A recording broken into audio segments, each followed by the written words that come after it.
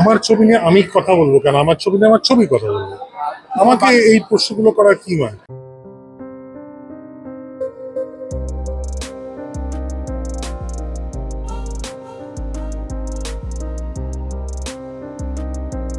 আর নিজের ছবি আমি কি করে বলবো বলো কেমন লাগছে? তোমরা দর্শক, তোমরা এসছো দেখতে, তোমাদের সময় মানে নিজেদের জীবন থেকে এতটা সময় বের করে তোমরা এসছো, তোমরা বলবে কেমন লাগছে। যতই হোক আজকে মানে অনেকটা এক্সামিনেশনের রেজাল্ট বেরোনোর মতো ব্যাপার, তাই অ্যাবসলিউটলি। সেইখান থেকে সেইখান থেকে আজকে এখন পর্যন্ত যে দেখলে কি মনে হয় রেজাল্ট কতটা ভালো? আরে পিকচার তো আমি বাকি মেরে দোস্ত, এখন কি করে বলবো? আগে পুরো ছবিটা দেখুক দর্শক, তারপর এত তাড়াতাড়ি এত উদ্গ্রীব হয়ে গেলে থোড়ি হবে। আগে দর্শক দেখুক ছবিটা, তারপর তারা ভাববেন তাদের কেমন লাগলো, তারপর তারা নিশ্চয়ই জানাবেন তাদের কেমন লাগলো। অন্যদিকে একটা অনেক রকম চ্যালেঞ্জিং একটা ক্যারেক্টারে তোমাকে দেখতে পাওয়া যাচ্ছে, তো এর পিছনে যে জার্নিটা ছিল সেটা যদি দেখো, আমার মনে হয় আমি অ্যাটলিস্ট যে কটা চরিত্র আজ অব্দি প্লে করেছি সব কটা রোলই তাদের নিজেদের মতো করেই চ্যালেঞ্জিং ছিল। ঠিক সেরকমভাবেই এই রোলটি, অরুন্ধতির রোলটাও ততটাই চ্যালেঞ্জিং। অনেক ধন্যবাদ SVFকে এবং অনেক ধন্যবাদ সৃজিত মুখার্জিকে, এনারা আমার ওপর আস্থা রেখেছেন।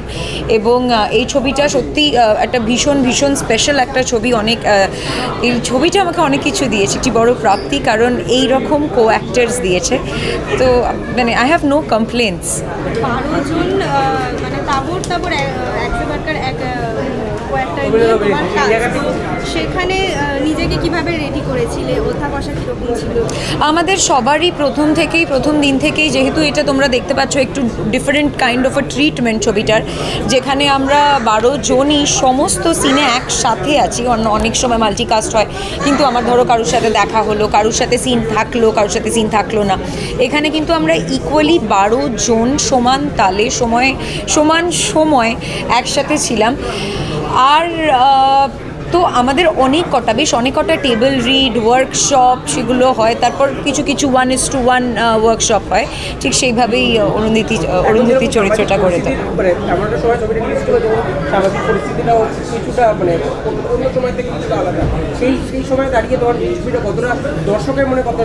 সৃজিতা যখন এই ছবিটা বানিয়েছিলেন, ইনিশিয়ালি ছবিটার নাম ছিল ডাজন। বেশ অনেক বছর পর ছবিটা ফাইনালি এখন সত্যি বলে সত্যি কিছু নেই, এবং এখন আপনারা দেখছেন।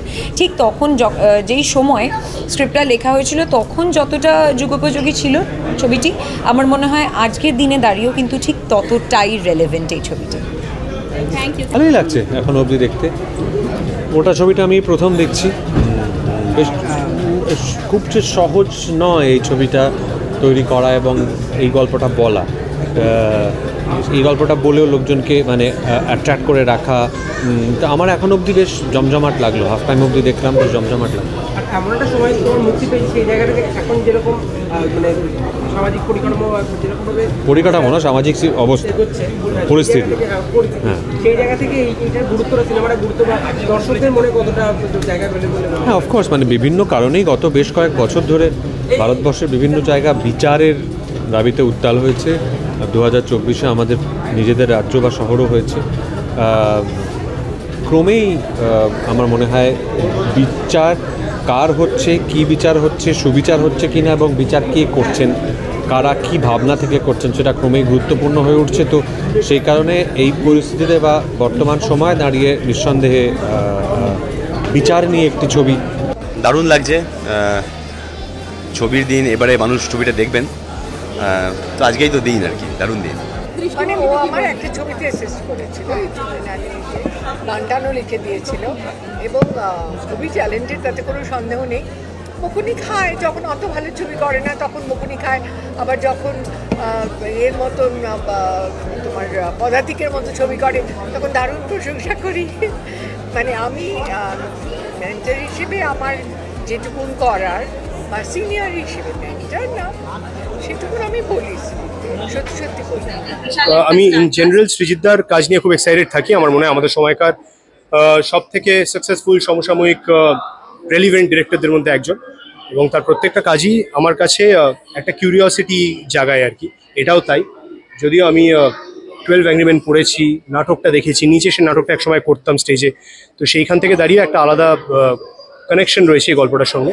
আজকে গোটা সিনেমাটা দেখা হয়ে উঠছে না, কারণ আমার প্রমোশনাল শ্যুট আছে, দেখে বোঝা যাচ্ছে যে আমাকে অমর সঙ্গীর জামা পরে ঘুরে বেড়াতে হচ্ছে যাতে কাজগুলো করতে পারি। তো আজকে পুরোটা দেখা হচ্ছে না, বাট ডেফিনেটলি দেখবো। এরকম তো হয়েই থাকে সিনেমার নামে গানে, সিনেমার নামে তো হয়, এটা একটা খুব পুরনো লেগেসি। আমার মনে হয় আজ শুধু ক্যাচিনেস অফ দ্য টাইম। আমার ছবি নিয়ে আমি কথা বলবো কেন? আমার ছবি নিয়ে আমার ছবি কথা বলবো। আমাকে এই প্রশ্নগুলো করার কি মানে? যারা দেখেছেন তাদের করুন, আমার ছবি নিয়ে তো আমি কি বলবো?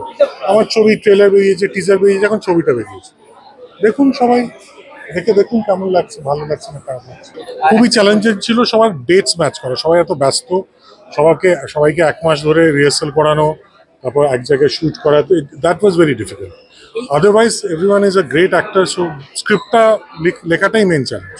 অন্যদিকে আজকে সমাজে, বর্তমান সমাজে দাঁড়িয়ে এই গল্পটা খুবই রেলিভেন্ট, তো সেটা নিয়ে হ্যাঁ, ঠিকই বলেছেন, রেলেভেন্ট। তো হোপফুলি আজকের বর্তমান সমাজে দাঁড়িয়ে এই গল্পটা একটা পপুলারিটি পাবে বা একটা আইবলস পাবে, যেটা আরও এই রেলেভেন্সটা আর একটু চারিদিকে প্রতিধ্বনিত হবে, হোপফুলি দ্যাট।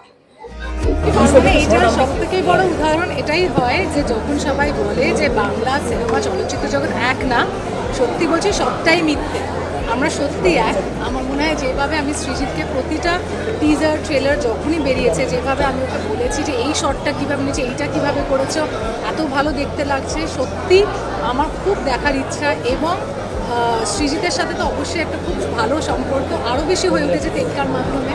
এবং আমারও যখন টিজারে আমি বলি যে সব এ তো মায়ার খেলা, যে এই তো এটা মায়ার, দেখেছিস আমি মায়া আগে বলেছিলাম, সত্যি মায়া আমি। এবং সত্যি আমি এই ছবিটা দেখার জন্য খুবই ইচ্ছুক, এবং সবাই আছে, আমার মাস্টার মশাইও এখানেই আছে, আবার আছে।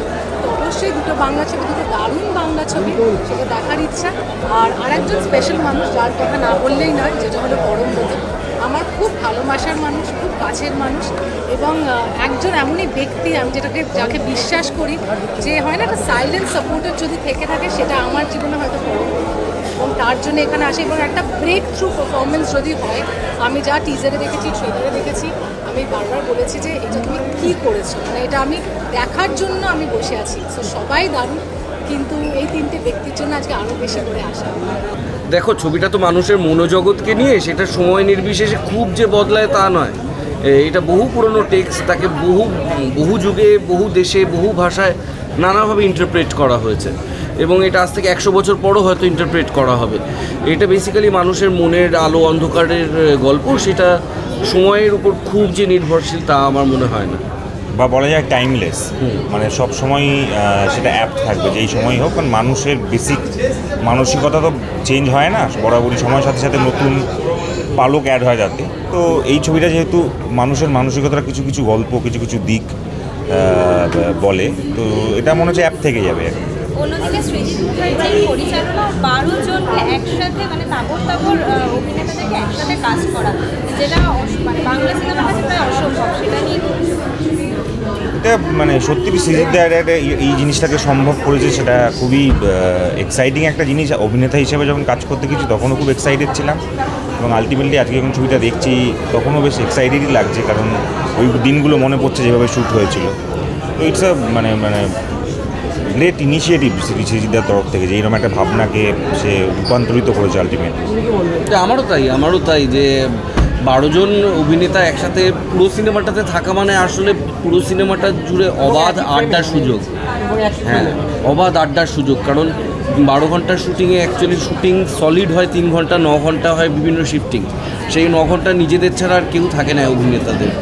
এবার 12 জন বিভিন্ন বয়সী বন্ধু একসাথে হলে যা মজা হয়, হুল্লোড় হয়, যাতে শেখা হয়, সব কিছু মিলিয়ে একটা দারুণ এক্সপিরিয়েন্স। খুব ইন্টারেস্টিং একটা সিনেমা, অন্য ধরনের একটা সিনেমা।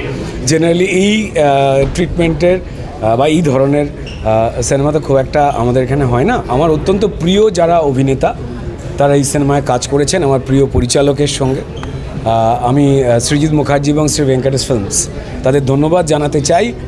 এমন একটা ইন্টারেস্টিং এবং বিখ্যাত একটা সাবজেক্ট যে বিষয়বস্তু থেকে নেওয়া হয়েছে, সেটা সারা পৃথিবীতে চর্চিত। তো এই সিনেমাটার সঙ্গে না, মানে এমন কিছু সিনেমা যার সঙ্গে হিট ফ্লপ এই ধরনের কথাগুলো আসতে নেই, যে কাজগুলো হওয়া দরকার। আর আরও সবথেকে বড় ইন্টারেস্টিং ফ্যাক্টর যে এই সিনেমাতে কোনো একটি খুব গুরুত্বপূর্ণ চরিত্র আমার করবারও কথা ছিল। সৃজিত আমায় অ্যাপ্রোচ করেছিলেন পরিচালক, কিন্তু সেই সময় আমার অন্য একটি কাজের ব্যস্ততার জন্য এই সিনেমাটি আমার করা হয়নি। কিন্তু যে বা যিনি এই চরিত্রে অভিনয় করেছেন, যেটা আমার করবার কথা ছিল, ইকুয়ালি তারা প্রত্যেকেই ব্রিলিয়ান্ট কাজ করেছেন। আবার বলছি যে শেষ অবধি এটা টান অন্য ধরনের থ্রিলার, যেটা আমাদের ইমোশন এবং যুক্তিকে নাড়া দেয়। এই সময় আমরা বেশ কিছু বিষয় কোর্টের ভার্ডিক্ট নিয়ে আমরা অনেকে অনেক কথা বলি। আমাদের বিচারক বা জাস্টিস যারা দেন, জাজেসরা, অনারেবল জাজেসরা, তাদের বিচারের রায় আমাদের শিরোধার্য, কিন্তু অনেক জাজমেন্ট আমাদের পছন্দ হয়, আবার অনেকের হয় না। সো তার মাথার ভেতরে কি হয়, তিনি কতটা প্রেশারের মধ্যে থাকেন। তো আমার মনে হয় যে এই সিনেমাটা এই সময় দেখলে অনেকের ক্লিয়ার হবে যে একজন জাজের পক্ষে কতটা মাথায় প্রেশার নিতে হয়। সো এটা সবার দেখা উচিত, ভালো cinema with family and friends. সাম্প্রতিক যে ঘটনা, সেই জায়গা থেকে তোমার এই রায়দানটা নিয়ে তুমি কতটা ব্যাপারটাকে নিয়ে? আমার নিজের মনে হয়েছে যে আমি বা পশ্চিমবঙ্গের সবাই দল মত পেশা নিরপেক্ষভাবে আমরা দেখতে চাই, আমরা জানি যে এই ঘটনাটা কেউ ঘটায়নি। আমরা অনেকে রায় নিয়ে কথা বলেছি, বাট এই রায়েতে জাজ আলটিমেটলি যে প্রায় 170 পাতার যে বয়ান লিখেছেন, সেটা কি আমরা কেউ পড়েছি? আমরা পড়িনি। সেখানে কিন্তু ছত্রে ছত্রে তিনি এটা জানিয়েছেন যে পুলিশের দিক থেকে যে ইনভেস্টিগেশন বা কাজ, সেখানে ফাঁকি রয়ে গেছে। আমরা এটা নিয়ে কেউ কথা বলছি না। আজকে যিনি সঞ্জয়ের গ্রেপ্তার হয়ে যে রয়েছে, যার ফাঁসির বা যাবজ্জীবনের অর্ডার কোনটা হবে লোকে অপেক্ষা করছিল, যাবজ্জীবন হয়েছে, তার যিনি লয়ার কবিতা সরকার, তিনি মারাত্মক বিস্ফোরক বক্তব্য রেখেছেন, এবং সেটা পশ্চিমবঙ্গ সরকারের স্বাস্থ্য বিভাগ এবং পুলিশ বিভাগের দুর্বলতার ওপরে। এবং তারা বলছেন যে অন্য কাউকে বাঁচাবার চেষ্টা হচ্ছে। আসলে কি, আমার মনে হয় যে আমরা হাইকোর্টের দিকে তাকিয়ে থাকবো, কারণ একটা পর্যায়ে পেরিয়েছে রায়ের, আর কিছুই নয়। হাইকোর্ট চুলচেরা বিশ্লেষণ হবে, তো সেদিকে আমরা তাকিয়ে চাই। যারা জড়িয়ে রয়েছে নেপথ্যে, সঞ্জয়ের মতো প্রত্যেকেরই কড়া শাস্তি হোক, কিন্তু এখন নয়। যদি এখন কড়া শাস্তি কারুর হয়ে যায়, চরম শাস্তি, তাহলে অনেকগুলো মুখ বন্ধ হয়ে যাবে। সো সেটাই আমরা সকলেই চাই। অ্যান্ড সত্যি বলে সত্যি কিছু নেইতে, তেমনটাই খুব ইন্টারেস্টিং জিনিস হয়েছে। এটা কাকতালীয় হয়তো, কিন্তু অনেক আগে থেকেই প্ল্যানিংটা করেছে। হ্যাঁ, আমার মনে হয় যে অডিয়েন্স যে সিচুয়েশনটা, কোন রায় পছন্দ নয়, একজন জাজের মাথায় কি চলে, কি প্রেশার নিতে হয়, সবটা মিলিয়ে কিন্তু কোথাও একটা মানুষ অনুভব করতে পারবেন। এক কথায় অসাধারণ, কারণ প্রথম থেকে যেটা বলছিলাম, একটা visual treat to watch this landscape. তার মধ্যে যেটা বলছিলাম যে অ্যাডাপ্টেশন দেখাটা একটা মজা থাকে, যে কীভাবে অ্যাডাপ্ট করা হচ্ছে, ওইটাই মজা দেখাটা। কারণ আমরা 12 অ্যাংরি সবাই দেখেছি, এক রুকাওয়া ফ্যাসা আমি দেখিনি, কিন্তু I have heard about it, গল্পটা তো পড়া। তো সেটাই যখন বাংলায় অন্যভাবে দেখা হচ্ছে, আই থিঙ্ক ফ্লেভারটাই পুরো আলাদা। এবং Prosenjit did a fantastic job, ওর এটা I think best job till date, মানে জব ভিজুয়াল অ্যাঙ্গেলস। আর আই থিঙ্ক এটা সৃজিত মুখার্জির বিউটি, যে মানে দর্শককে শেষ মুহূর্ত অবধি সিটের এজে নিয়ে রাখবে, যে এরপর কী হবে জানা, অলদো গল্পটা জানা, কিন্তু এরপর কী হবে, ওটাই ম্যাজিক অফ হিম। আর I think it's a stellar cast, মানে কাস্ট নিয়ে আমি আর বলার জায়গায় নিই আমার, মানে they are all wonderful in their own places. আমি খুব এনজয় করেছি দেখে, actually I was thrilled throughout. আমি চাই যে সত্যি বলে সত্যি কিছু নেই, সবাই হলে গিয়ে দেখুক। I am a true well উইশার, খুব ভালো হোক, সবাই দেখো, ভালো লাগবে। এন্টারটেনমেন্ট সম্পর্কিত সমস্ত আপডেট পেতে চোখ রাখুন 71/1 MBর ফেসবুক, ইনস্টাগ্রাম এবং ইউটিউবে। এছাড়াও বিনোদনের সব রকমের খবর পড়তে চোখ রাখুন আমাদের ওয়েবসাইট 71/1MB.com-এ।